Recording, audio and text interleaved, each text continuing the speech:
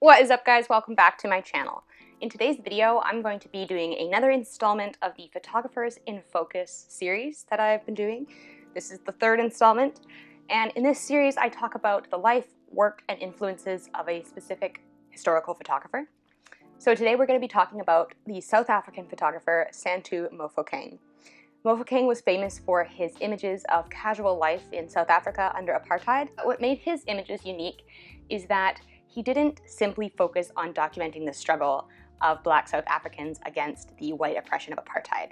He documented the everyday life, the leisure times, spirituality, basically just what it was like living in the townships outside of Johannesburg during this time. I think this is maybe going to be a bit of a longer episode. Let me know if you guys like this series. Leave a like on this video because these Photographers in Focus videos take a lot more time, research, and energy than my regular videos on this channel. I mean, most of the videos are like 10 minutes long and these ones are like 30 minutes long. So yeah, hopefully you guys can appreciate that. Leave a like, leave a comment if you find it interesting or if you've got an idea for the next photographer who I should feature. Okay, so real quick, talking about sources. All of the sources for the information in this video can be found in the description below. The main sources that I found were an autobiographical essay that he wrote in his very first photo book. And then the other source was a long-form interview that was conducted in 2011 with him. So most of the information comes straight from him, first-hand sources, which is sweet. That said, for a lot of the other information that I supply, I talk about apartheid, I talk about the photographic collective he joined. That information is all from, I guess, slightly less reliable sources, so take it with a grain of salt, but most of it's from Wikipedia and stuff like that. So that's my little thing about sources. And my notes are just here, so you guys will see me looking over here probably quite often. This is a heavily scripted video, so that's what I'm doing. I'm looking at my notes. Okay, so without further ado, let us jump right in. Santu Mofokeng was born on October 19th in 1956 in Soweto, Johannesburg. He was raised in an impoverished household by a single mother after his father died when he was only 4 years old. Some sources say that his mother worked as a maid. He himself says that his mother worked in a garment factory, and he says in another source that his mother was a brewer, so she was brewing her own beer, and that caused their house to become kind of an informal gathering place of people in the township. So his hometown, Soweto, is a township of Johannesburg, and it borders the city's mining belt, so he would have interacted a lot with miners growing up. The name Soweto is a syllabic abbreviation of Southwestern Townships, so Southwestern Townships, Soweto. The intention of the township was that it would house Black people who were working for white people in Johannesburg. And the apartheid government of South Africa felt that it would be easier to control the Black population if they were all in one place. And so they basically concentrated them all in these townships outside of Johannesburg. So apartheid, it means apart time. It took place from 1948 to 1991, and it was a system of institutionalized segregation. So you've heard about the Jim Crow laws in the United States. It was pretty much that. It was characterized by an authoritarian political culture, which ensured that South Africa was dominated politically, socially, and economically by the minority white population. Where someone could live, work, and spend their free time was dictated by their racial designation. Between 1960 and 1983, 3.5 million Black South Africans were removed from their homes and forced into segregated neighborhoods as a result of apartheid legislation. Santu attended Isaacson High School, which would later become a forge for the student uprising that took place while he was living in Soweto. On June 16th of 1976, the township of Soweto came to the world's attention with the Soweto Uprising. So this uprising was caused when the government, the apartheid government, started enforcing education in Afrikaans only rather than in the native language. Mass protests erupted in these townships, and over 10,000 students marched from Naledi High School to Orlando Stadium, and police opened fire on the demonstrators. So after the uprising, economic and cultural sanctions were placed on the South African government because obviously this uprising drew a lot of attention from abroad. After the uprising took place, Santu witnessed his younger brother Ishmael being beat up basically by white supremacists who were retaliating for their participation in the anti-government protests. So his early childhood is not by any means a calm time.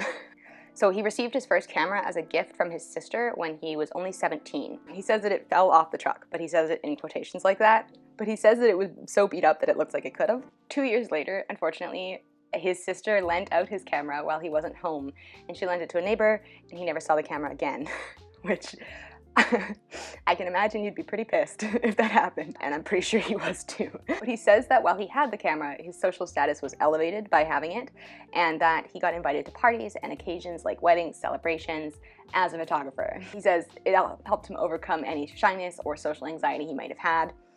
And he says that everywhere he went, strangers would approach him to have their photographs made. So he's carrying this camera around town, people see him and say, hey, will you take a picture of us? He then charges a deposit for the negative. So, hey, if I'm taking a picture, it's gonna cost a bit of money because film is expensive. It's all film photography in these days. And so they give him the deposit, and then with enough deposits, he's got money to go and develop the film and have prints made, and then he brings the prints and has the people pay for them. So that's how he was making enough money to actually be doing photography. And he says a lot of people took a lot of interest in the camera. You know, like when you have a new dog and people are always stopping to be like, oh, what's his name? What breed is he? Blah, blah, blah. Talking about this dog, and that's like how you make conversation with strangers on the street.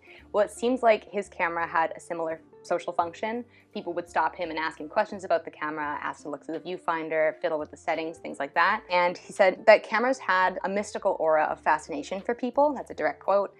Cameras were the preserve of specialists, the press, men on government business, rich families, and educated people, which is why he suggests this caused him this social elevation, because people saw him with the camera and associated him with all of those other people who own cameras. He says that he's surprised that he actually wound up making a career of photography because he was always nervous around mechanical items. Coming from an impoverished family, he had learned not to touch anything that he couldn't pay to fix. And cameras were quite expensive and delicate and intensely mechanical. But I find it interesting that the allure of picture making was enough to kind of get him past this concern. He also says that his first camera was so damaged and beat up that it looked like there was probably nothing he could do to make it worse. He didn't yet consider making a career of photography, however, because he wasn't making much money doing it. People were willing to pay for the film and for the development, but didn't consider the act of pressing the shutter to be work. So they would say, come to my wedding, I'll provide the film and I'll have the negative process, so you don't have to worry about charging money. And like, not much has changed there. Like, people will be like, well, I just need the raws. I don't need you to like crop or edit it at all. So can it be cheaper? It's like, no, that's not how it works. But so he wasn't making much money because people didn't really consider pressing the shutter to be work worth paying for. After high school, he started to work as a quality control tester in a pharmaceutical laboratory. He worked there for 4 years until boredom with the job and with the work drove him to quit and take up a job in a newspaper darkroom. The career change came with a 50% loss in wages, so I think that's pretty incredible that he was willing to take that much of a pay cut just to be more involved with photography and image making, even if he wasn't involved as a photographer, you know? He said that this was intended to be a dead-end job, though, at the newspaper because only white people were allowed to apprentice to become photographers. He says that he would often be showing around new white employees, showing them the ropes, showing them the darkroom, and sooner than later they would be giving him orders and he would be developing their photos. So you can imagine how incredibly frustrating that would be. It should also be noted that this newspaper was a pro-government newspaper, so pro-apartheid, essentially. I'm sure it didn't have his best interests in mind. He mentions that there are newspapers at the time that were progressive or alternative that would have allowed Black South Africans to apprentice to become photographers, but he was not working at one. He was also a darkroom assistant, not a darkroom technician, because Black people at the time could not be given the label technician, even though in many sources he's cited as being a technician, and I take it that that's essentially the job that he was doing, but in job alone, he couldn't earn the title. So he says he learned more about life in South Africa in the first few months of the darkroom assistant job than he learned in his prior 12 years of schooling. He recalls one famous journalist showing off a transparency depicting a dying Black man in the street and boasting about how fabulous the image was and saying, "There's nothing as beautiful as Black skin and blood. It makes a beautiful contrast." He was in the room when this guy says this. So he worked in the darkroom for another 4 years at various newspapers in and around Johannesburg. And in this time, he also began to work as a freelance photographer, covering sport and social events. At one point, he even accepted a job at a right-wing newspaper that was so controversial that he couldn't put the name of the newspaper on his resume. During his time in these roles, he spent as much time reading photographic materials as possible, so he would read books on photographic technique and technology and theory. And he was just absorbing as much information about this art as he possibly could while he was working in these dead-end jobs. Eventually, once he felt confident enough as a photographer, but also in the technical aspect of photography, which during film was development and processing and all of these things that we as digital photographers don't have to worry about these days. But once he felt confident enough doing this technical side of photography, he left his job as a darkroom technician and left newspaper work altogether to apprentice as a photographer. So he was actually apprenticed at an advertising studio, and he began to test the waters on freelance work at the same time. But his status as a black man in South Africa really held him back in these jobs. I mean, previous jobs wouldn't even take him on as an apprentice. He was consistently undervalued by his employers, despite his proven abilities in studio. So, he would be the one taking the pictures when the senior photographers weren't available to take pictures. And he proved himself able to take those pictures and confident in the studio, confident in development, and still was not given the opportunities that he deserved. So shortly after leaving newspaper work, he met David Goldbat, who is now famous for his images of South Africa during apartheid. And we'll look at a few of David Goldbat's images. A lot of them are like very classic photojournalistic images. You can kind of see they're quite a bit different from what Santu would go on to make. But Santu says that Goldbat was acting sort of as a mentor to him, like took him under his wing a little bit and nurtured him as a photographer. He says that Goldbat's photography was the most interesting to him out of anything else that people were doing at the time. He received mentorship from Goldbat, but that education would be short-lived because Santu lost all of his camera equipment in a mugging incident, which he says he was lucky to have escaped from with his life.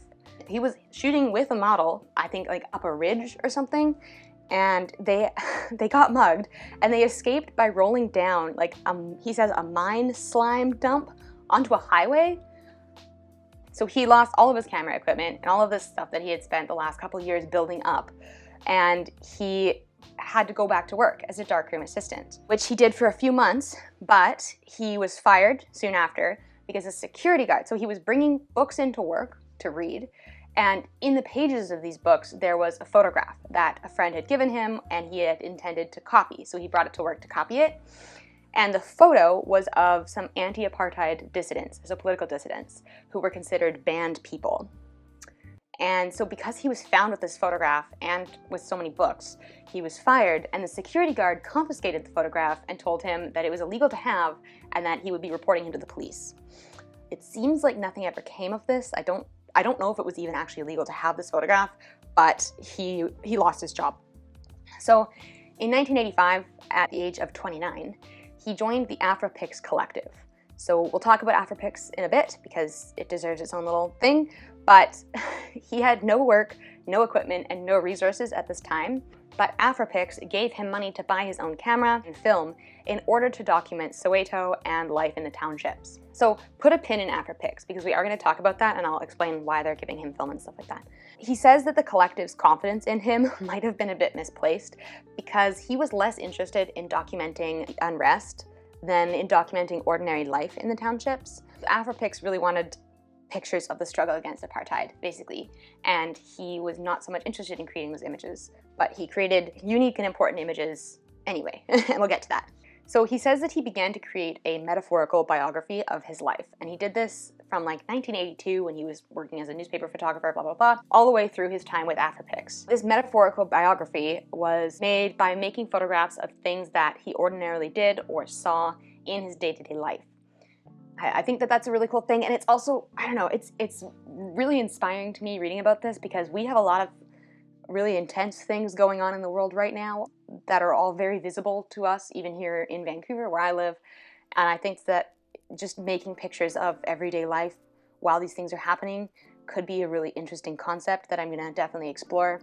I found that to be really inspiring. Anyway, in 1986, still as a member of Afrapix, he began working as a printer for Jürgen Schadenberg, which was an experience that Santu has said precipitated the light bulb moment that spawned his project Train Church, which was the first installment of his stories series. So we're going to talk about Jürgen Schadenberg a little bit. He was a German-born white South African photographer who captured key moments in South African history. His photography is quite different from Santu's, and I think it's fair to say that their very different lived experiences in South Africa caused that divergence. So in Jürgen's work, we see very balanced moments of interaction between white and black South Africans. There's this picture which has compositional balance as well as like a thematic balance almost, you know, it's 2 and 2. And these moments that Jürgen is photographing take place in highly curated public spaces, whereas in Santu's work, we see very little interaction between white and black South Africans. We see very little whiteness in general in both public and domestic spaces. I just think it's interesting to compare them because you're seeing through the eyes of the photographer in their images, obviously, and how differently they see South Africa, I think, is super fascinating. So, in 1986, Santu's first sustained project, Train Church, documented the spontaneous singing and improvised conducting of religious services on board the trains that brought workers from the townships into Johannesburg. And here are some images from Train Church. I think that these are some of his most famous images, and you can kind of see why. They've just got this like super raw quality that you wouldn't be able to get unless you were an insider in that community. From 1985 to 1987, his series Townships documented South Africa's black worker communities.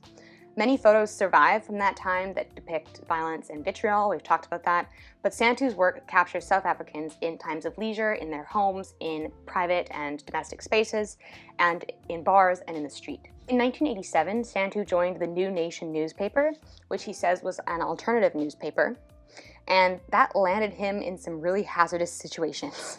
So he's already been mugged once and lost all of his stuff, but as he worked in a photojournalist, he was also being put into situations of protest and rebellion against police and government and missing police batons and police bullets by like a fraction of an inch while he's in these situations. He was once nearly killed by comrades at a night vigil who suspected him of being an informer after he asked if he could take pictures of the proceedings. That was not the only time that he was almost killed while on the job. Another time, he was threatened and trapped by a group of scab laborers in a mine who felt that they had been victimized by the striking workers. So the striking workers were threatening to kill the scab workers, and the scab workers were upset with him for documenting them because they felt like they were being under threat. And he suspects that he would have died there if it were not for Paul Weinberg, a white photographer, who had refused to leave the mine without him because the security guard of the mine said, whatever, not my problem. So thank you, Paul Weinberg. Here's some of Paul Weinberg's photography too, by the way. So a few months after this incident in the mines, he left photojournalism altogether to concentrate on his documentary project.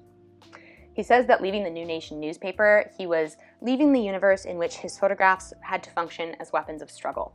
He was frustrated with the agenda-driven cycle of news photography and the way that most stories only captured violence and vitriol against black South Africans. He was unhappy with the propaganda images that he had to create, which reduced life in the townships to a series of perpetual struggles. I think that it's really important to notice this about his work. It is impactful because it shows contrast, you know? It shows spirituality, it shows leisure, relaxation, play, domestic activities, and contrasts those aspects of everyday life with the violence of the repressive apartheid regime. If all we ever show is violence, then the viewer becomes desensitized, and I think Santu understood this. I think he himself maybe had become desensitized to these images. There's nothing shocking about violence in a violent place. So if all we as the viewer ever see from this place is violence, it just becomes oversaturating, you know? And so Santu's work shows that South Africa was not an inherently violent place. Rather, it was a grounded community plagued by violence from an external source, and that external source was the colonial apartheid government. In order to show the effects of violence on a population, you need to spend time showing what the community looks like without it. Otherwise, you are not showing violence as a force, but as a fact. And a force can be overcome, but facts are concrete and permanent. In 1988, at age 32, Santu worked as a documentary photographer with the African Studies Institute at the University of Witwatersrand. This was 4 years before apartheid was repealed. He says his move to documentary photography was frowned upon by a lot of his friends because it involved documenting worlds that didn't typically feature the struggle images of South Africa that were popular in Europe and America. So I think this is also interesting because Europe and America, as we know, in the 1980s, were also hotbeds for systemic racism, and they still very much are. But I think perhaps there was some solace taken by white audiences looking at these images of struggle that came out of South Africa and apartheid, that at least we aren't that bad, right? Like, that is what racism looks like, and it doesn't look like what's happening here, so therefore we can pat ourselves on the backs. I think that maybe explains a little bit about why these images of apartheid were like a popular form of tragedy porn in America and Europe, and featured in magazines like National Geographic and things like that, because it gave white Americans and white Europeans something to contrast their own behavior and communities against. Sorry, I'll stop editorializing this so much. But alongside his documentary work for the African Studies Institute, Santu continued his documentation of life in the townships. So his Project Townships was an ongoing project. This spawned an uptick of his career in the early 1990s. So this is coming up to the fall of apartheid, when overseas audiences became tired of the struggle images from South Africa. They'd been bombarded by these images for quite some time, and took up interest in images of everyday life in South Africa. So we know how bad it is. Show us some contrast. And Santu was way ahead of them. He had been documenting that contrast for some time, and suddenly his images, which had been unpublishable in the 1980s, were finding commercial success abroad. In 1990, he held his first solo exhibition, titled Like Shifting Sand, in Johannesburg. This exhibition portrayed life in the townships as well as rural landscapes. So he's contrasting the human landscapes with the physical landscapes.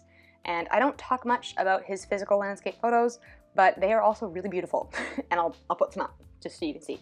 In his next exhibition, Distorting Near Townships Imagined, he juxtaposed images of the township in public and political spaces with images in the township in private and domestic spaces, looking at the images he made as a photojournalist working for a newspaper and contrasting those with the images he made as a street photographer as a member of the community.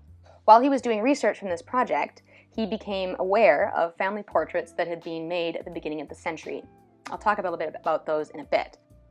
In 1991, he won the Ernest Cole Scholarship to study at the International Center of Photography in New York City. He produced a set of images there, which I cannot find. A set of images documenting the lives of subway workers in New York City. Can't find them. I've looked everywhere. I really want to find these images because I can't really find any pictures that he took in New York. Anyway, between 1989 and 2010, Santu held over 20 solo exhibitions. In 2001, he published his first book of photos titled Taxi 004. And it was in this book that he had the autobiographical essay titled Lampposts that most of the information in this biographical part of this video is from. In 2011, his book Chasing Shadows was published, which contained a collection of 30 years of his photographic essays. In 2020, unfortunately, he died on January 26th in Johannesburg at the age of 63 of a degenerative brain disease that confined him to a wheelchair and had left him unable to speak for the last few years. Another source for this video was a memorial service that I watched. And at his memorial service, a friend of his said that he would describe Santu as a thunderous silence. He said few words but carried a great presence.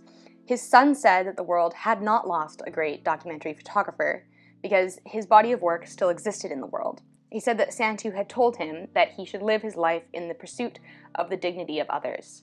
And I think that is a really wise sentiment for all photographers to take to heart, especially when we are making it our business to photograph strangers as street photographers and photojournalists.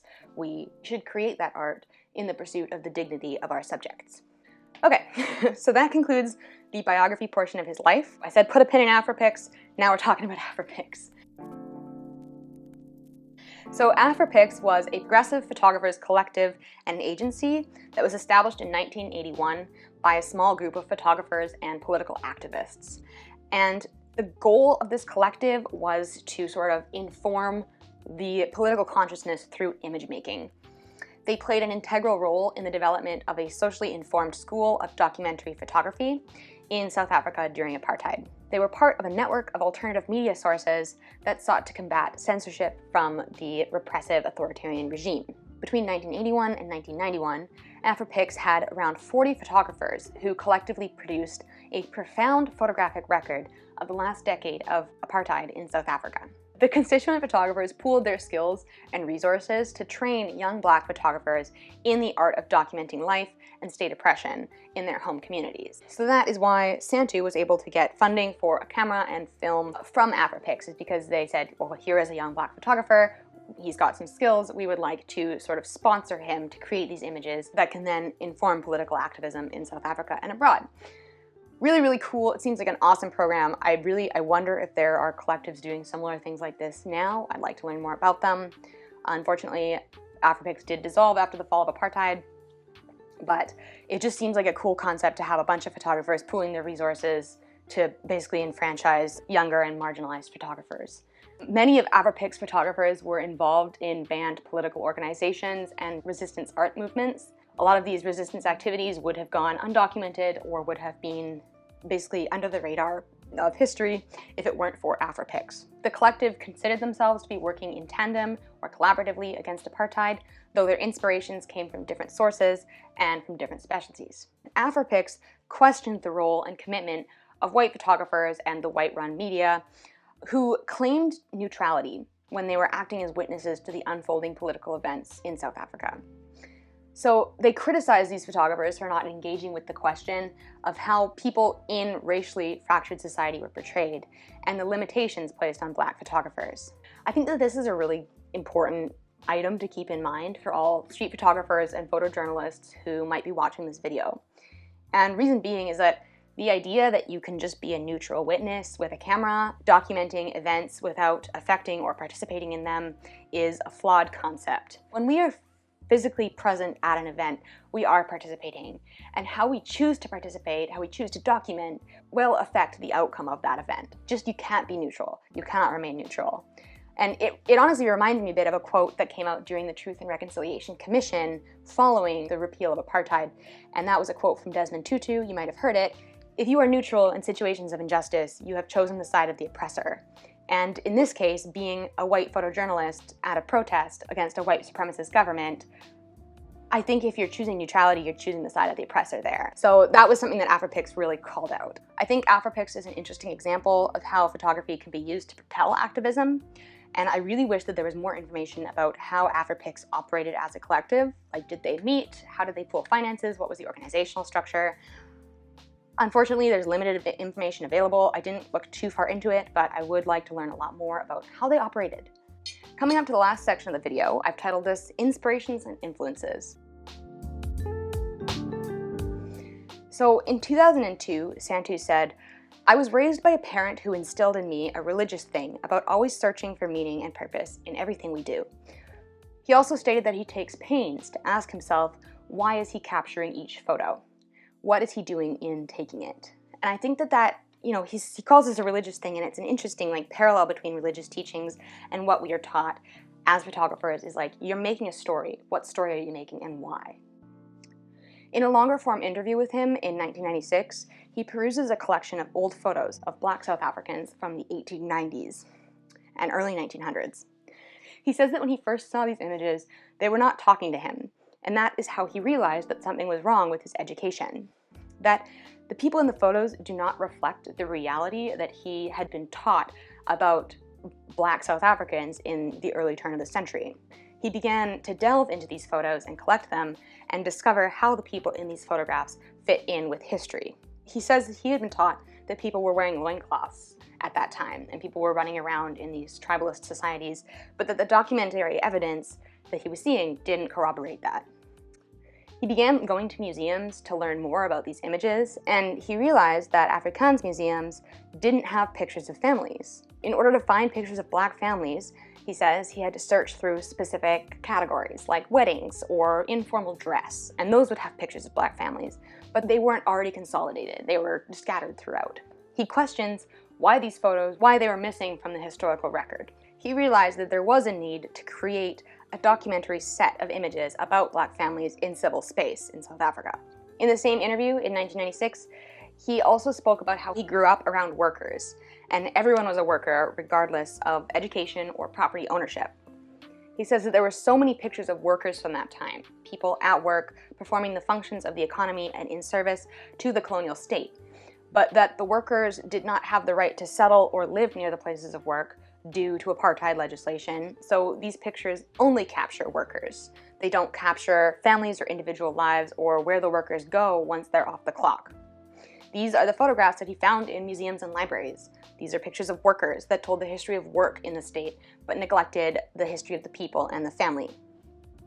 There were also photographs of native South Africans in traditional clothes. These photographs Santu calls ethnographic images, and they claim to show South Africans in their natural environment. But he says that these images depict South Africans in the same way that you would take pictures of flora or fauna. These are pictures of specimens and not of people. He points out that the missionaries, who took many of these photos, had their own agenda in depicting South Africans in this way. Their quest to civilize the natives influenced the way that they photographed and interacted with these people. And so many of these images are documentary of the colonial project rather than South African society at the turn of the century. Santu points out that these photos of both categories, workers and ethnographic images, were taken without context. They were taken to depict dress or fashion or culture, but never to tell a story about who a subject is and where they came from.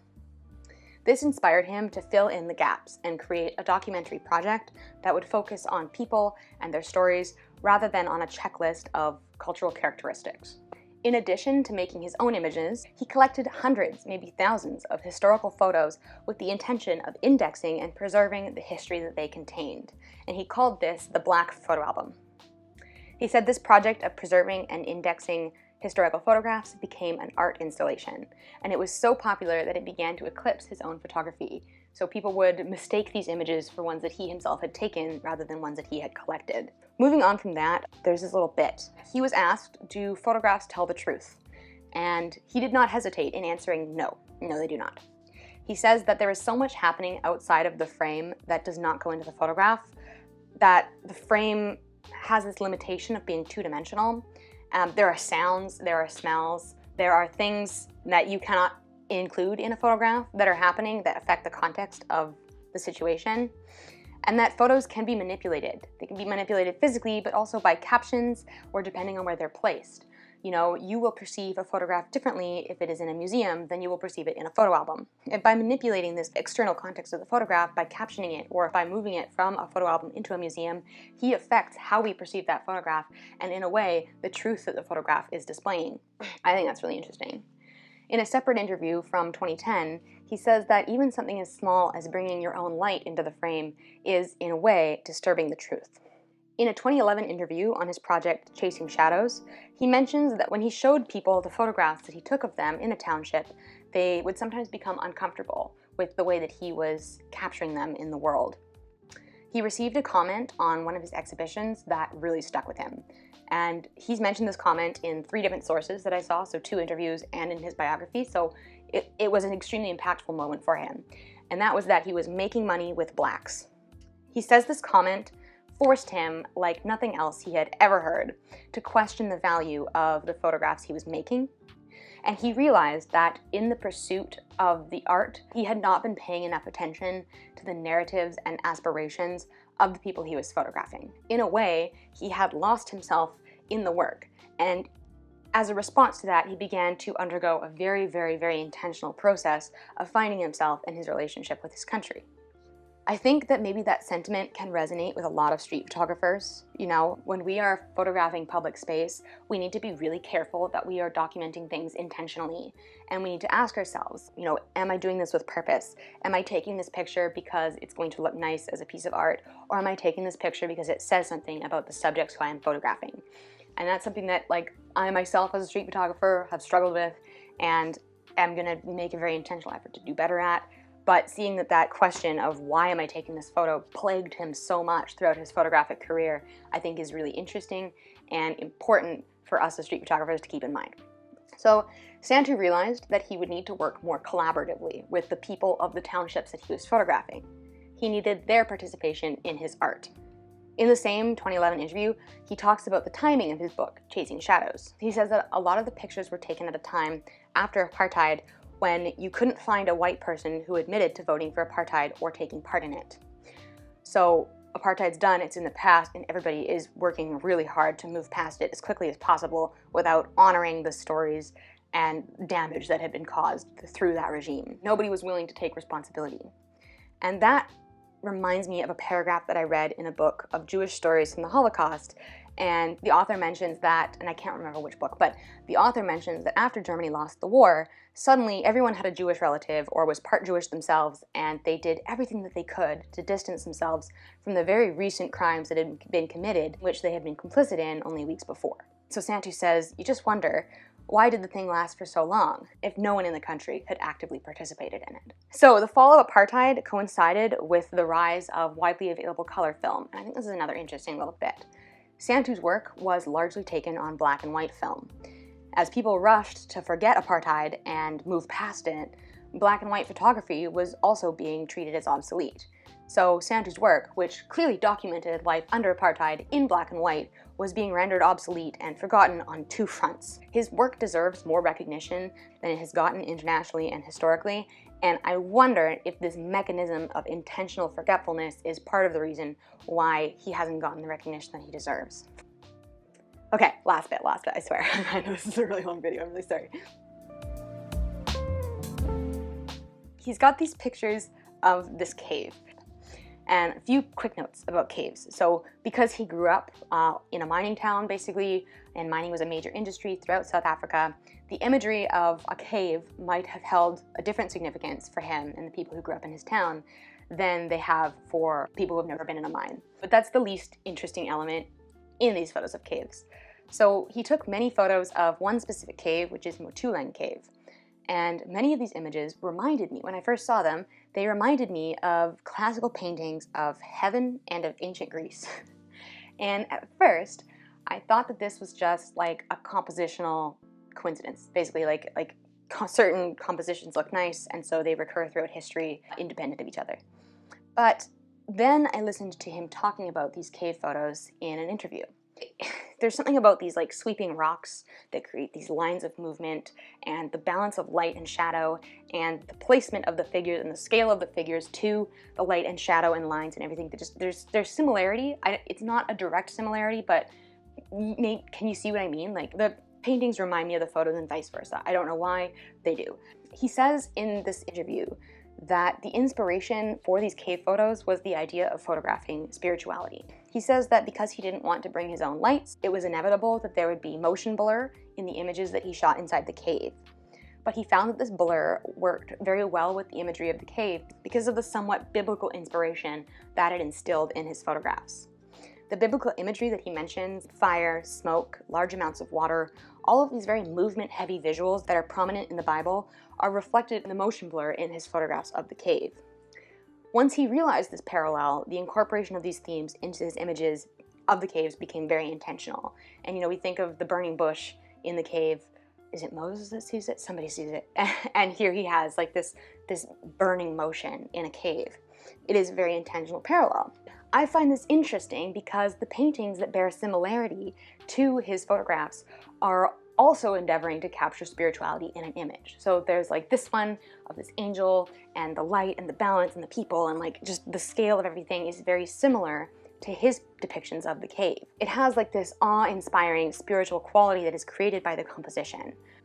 My microphone died midway through. It only died like a few minutes before the end of what I was saying anyways, but I'm gonna record the rest of this video on my phone with my phone's microphone, so the sound quality and visual quality have changed.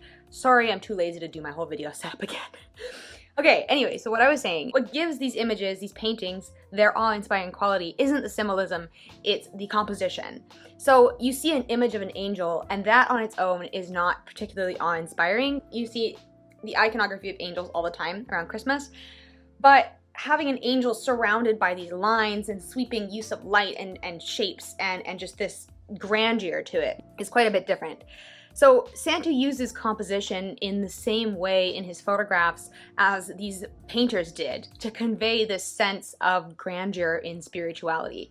It's this spiritual quality that he's managed to instill in his pictures of the caves despite the absence of overtly religious symbolism, and I think that is really cool.